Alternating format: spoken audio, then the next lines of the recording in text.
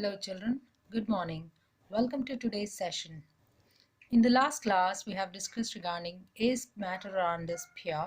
In that we have learned about pure substances like elements and compounds. All the elements and compounds are said to be pure substances because they are made up of only same kind of particles in it.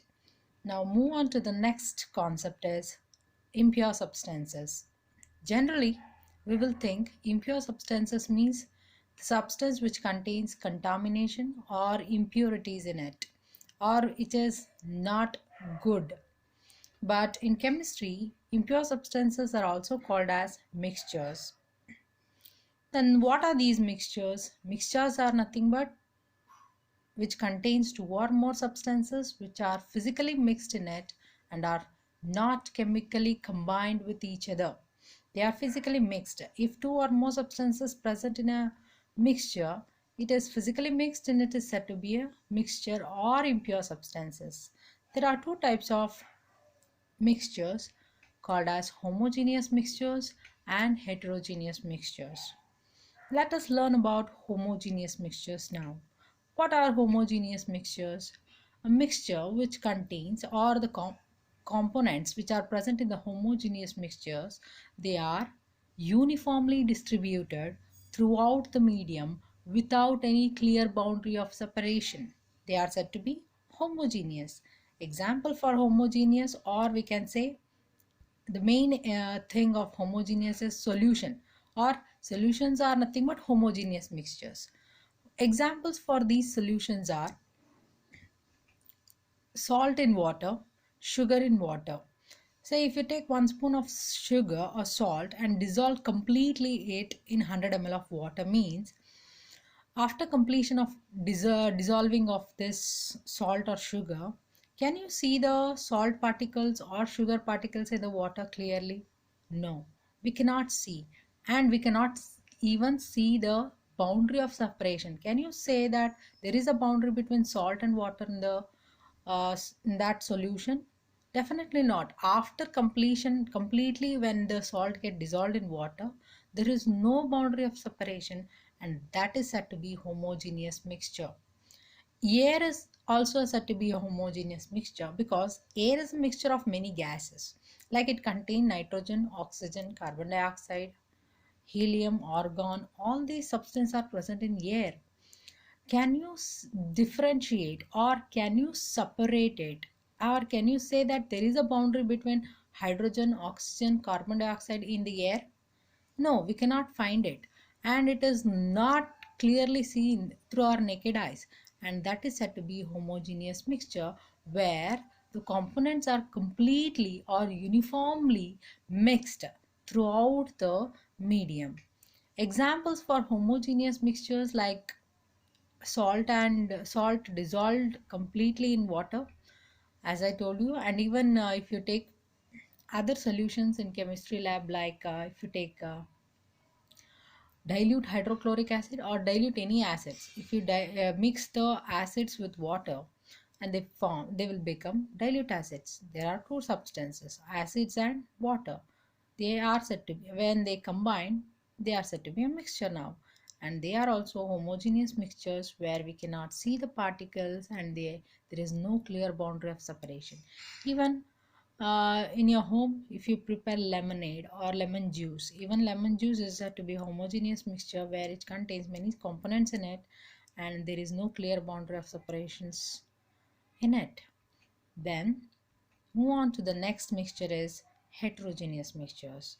Heterogeneous mixtures are exactly opposite to homogeneous mixtures, where the components in the mixtures are not uniformly distributed throughout the medium, and we can see the boundary of separation between the components present in the mixtures. And there are two types of heterogeneous mixtures. They are called as suspensions and colloids. Regarding suspensions and colloids, you will learn in the further classes. The examples for heterogeneous mixtures are sand mixed in water, or mud mixed in water, or sand and common salt, and oil and water, etc. There are many heterogeneous mixtures. If you take mud and water, if you mix mud and water, can you completely dissolve the mud in the water? And after some time, if you keep that mixture, after completely when you dissolve the water, sorry, mud in water, can you say that we cannot see the mud in water? No, mud will settle down. It starts sedimenting because mud particles are bigger particles and they do not completely dissolve in water, and they will settle down, and we can see the clear boundary of separation between mud and water, and that is said to be heterogeneous mixture. Even oil and water is said to be heterogeneous mixture. They do not mix completely. See, if you go with this, you can see the mud which is present here and water is present here, and we can see the clear boundary of separation here, and it is said to be heterogeneous mixtures. If you take solid heterogeneous mixtures, there are many solid heterogeneous mixtures. See, in this we have different types of fruits. It is not completely mixed uniformly. They are different in colors, and they are said to be heterogeneous mixtures. And one more example we have, that is oil and water. Oil do not mixes with water, and it is also said to be heterogeneous mixture. We can see the clear boundary of separation here. So these are the examples of heterogeneous mixtures, and we have two types of heterogeneous mixtures, that are suspension and colloids. We will learn in the further classes. Let us move on to solutions. As I told you, solutions are also called as homogeneous mixtures. And what are solutions then? Homogeneous mixtures which contain two or more substance in it and they do not react with each other, are non-reacting substances, and they are physically mixed, not chemically. There are two components in solutions. They are solute and solvent. What is a solute? Solute is a small amount component present in the solution. That means if you take a example of salt and water, salt will be in the less quantity or less amount, and that is said to be solute, and water will be in the more quantity, and that is said to be solvent. There are two components in solutions. They are solute and solvent. Solute always will be in the lesser quantity, and solvent will be always in the larger amount. And move on to the next concept, is saturated solutions. What are saturated solution? If you take salt and water, if you start adding, take 100 ml of water, after add 1 spoon of salt into it, start dissolving it by stirring. After completely when the salt get dissolved, again you add 1 more spoon of salt, start completely dissolving and start stirring so that it should completely dissolve. Do this continuously, repeat this continuously. At certain point, salt do not dissolve in the water because it has reached the saturation point. That means there is no more space between the water particles to get dissolved in the water. And when no more solute or no more salt dissolve in the given amount of solvent at a particular temperature, and that is said to be a saturated solutions. In other words, a solution becomes saturated if the solute starts separating at the bottom of the container in which the solution is being prepared at a given temperature. It has a maximum amount of solute dissolved in it. That means, children, if you take 100 ml of water or any amount of water, to that start adding salt into it and try to dissolve it.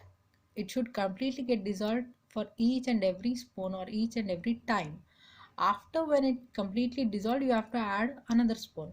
Finally, at a point where the salt do not get dissolved in it, it remains same at the bottom, and that point is said to be saturation level, and that solution is said to be now saturated solution. You can do this in your home also. And what are unsaturated solutions? Obviously, that is not reached to the saturation level. Say unsaturated means here the salt particles are less in number, or solute particles are less in number, which is not completely, there is still more space in between the water particles. Here we can add still more salt into it. Say if this is water, means water is more in quantity, so it is called as solvent. And if you think these dots are if you consider these are salt particles, means this it is less in quantity, so it is said to be solute. If you start dissolving this or adding the salt and start dissolving it continuously or repeatedly, finally the salt particles start occupying the space between the water particles. Finally, at last, where there is no space between the water particles, the if you again you are goes on adding the salt particles, there is no space in the water particles, so the salt remains same at the bottom. And this level, when the salt and solute reach equally, they are equal in the particles now, and this is said to be saturated solutions. And if it is not reached to this saturated level, or if it is not equal, and they are said to be unsaturated solutions. So we have learned about pure substances today. In the next class or in the further classes, we shall understand about other impure substances like suspensions and colloids or heterogeneous mixtures. Thank you, children.